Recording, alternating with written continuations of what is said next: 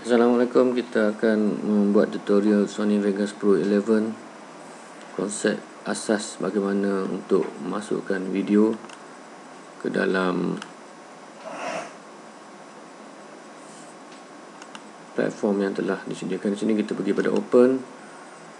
Okey, ambil video dan masukkan ke dalam project media di sini. Dan sekali lagi kita cuba open, ataupun anda boleh import media. Okey, ambil video compression di sini dan anda akan lihat dia sudah diimport di dalam project media.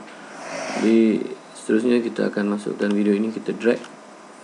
Sama ada anda mahu drag satu persatu ataupun mahu drag kedua-duanya sekali secara serentak. Okay, anda boleh buat macam ni dan drag kedua-dua sekali, dan automatik anda akan dapati terdapat audio track di bawahnya. Okey, kemudian pergi pada file, okey, render, dan pilih setting WMV dan terus render.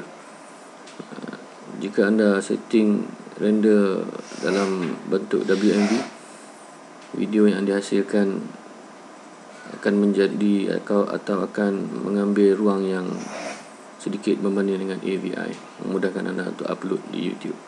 Sekarang anda render. Okey, di sini anda akan lihat ruangan ini, masa yang diperuntukkan untuk memproses video. Okey, itu saja, dan anda boleh open folder selepas itu dan tengok di mana fail ini disimpan. Okey, sekian, terima kasih.